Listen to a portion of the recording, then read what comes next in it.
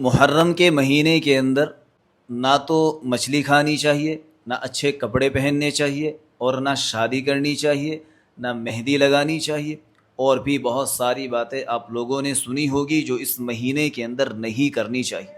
پھر بھائی کیا کرنا چاہیے؟ لوگ کہتے ہیں کہ اس مہینے کے اندر کالے کپڑے پہننے چاہیے، اس مہینے کے اندر سوگ منانا چاہیے، ماتم کرنا چاہیے، اس مہینے کے اندر اچھے کھانے نہیں کھانے چاہیے، نہ شادی کرنی چاہیے۔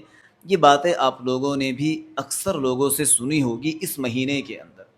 دیکھیے، اسلام کے اندر اللہ نے جن چیزوں کو حلال کر دیا وہ قیامت تک حلال رہے گی، اور جن چیزوں کو اللہ نے حرام کر دیا وہ قیامت تک حرام رہے گی۔ اور ایک بات ہمیشہ کے لیے یاد رکھ لیجئے گا کہ کوئی سا بھی مہینہ اسلام کے اندر، کوئی سا بھی دن اسلام کے اندر منحوس نہیں ہے۔ یہ غلط فہمی ان لوگوں کے اندر یہیں سے پیدا ہوئی کہ وہ یوں سمجھتے ہیں کہ اس مہینے کے اندر حضرت امام حسین رضی اللہ تعالیٰ عنہ کی شہادت ہوئی ہے، لہٰذا یہ مہینہ منحوس ہو گیا۔ بھائی، اسلام کے اندر نہ جانے کتنی شہادتیں ہیں، اور خود حضور اکرم صلی اللہ علیہ وسلم کا ربیع الاول کے مہینے میں دنیا سے رخصت ہونا، دنیا سے جانا، یہ کتنا بڑا غم تھا امت کے اوپر۔ کیا کبھی کوئی سوگ مناتا ہے؟ کیا کبھی کوئی یاد اس وجہ سے رونے بیٹھ جاتا ہے کہ ہمارے نبی اس مہینے کے اندر دنیا سے گئے تھے؟ اسلام کے اندر کتنی ساری شہادتیں ہیں۔ حضرت عمر فاروق رضی اللہ تعالیٰ عنہ کی شہادت، حضرت عثمان غنی کی شہادت، حضرت علی کی شہادت، اور بھی حضرت حمزہ رضی اللہ تعالیٰ عنہ کی شہادت۔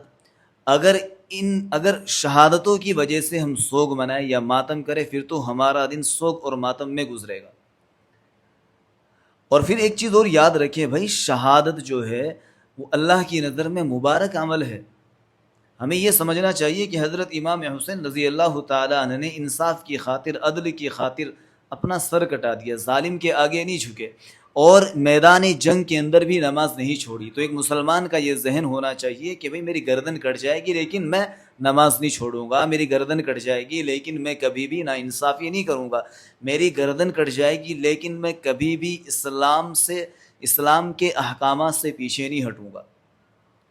تو یہ جتنی چیزیں اس وقت سوشل میڈیا پر چل رہی ہے، یا جن چیزوں کو لوگ یوں سمجھ رہے ہیں کہ بھئی یہ حرام، ان کے بارے میں اچھے سے سمجھ لیجئے گا کہ اس مہینے کے اندر ایک تو آپ عاشورہ کے دن یعنی 10 محرم کو روزہ رکھیں، وہ آپ کی مرضی ہے، آپ 9 اور 10 کا رکھیں یا پھر 10 اور 11 کا رکھیں، ٹھیک ہے جی۔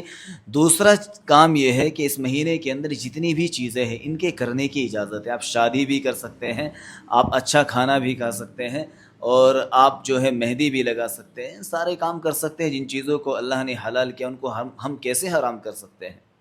تو یہ کچھ ضروری باتیں تھیں اس مہینے کو لے کر، محرم کو لے کر، جو آج مجھے بتانی تھی۔ باقی اس مہینے کے اندر کالا لباس، یہ سب چیزیں اسلام کے اندر ان کی اجازت نہیں ہے۔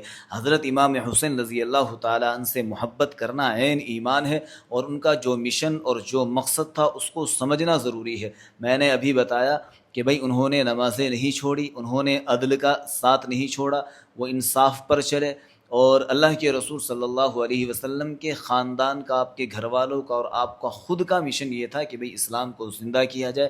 اور اسلام زندہ کب ہوگا؟ جب ہم اسلام کے بتائے ہوئے اصولوں پر اور طریقوں پر اور احکامات پر چلیں گے۔ مجھے امید ہے چند باتیں آپ حضرات کو سمجھ میں آ گئی ہوں گی۔ اللہ سے دعا ہے اللہ پاک ہمیں صحیح بات سمجھنے والا اور دین اسلام پر عمل کرنے والا بنائے۔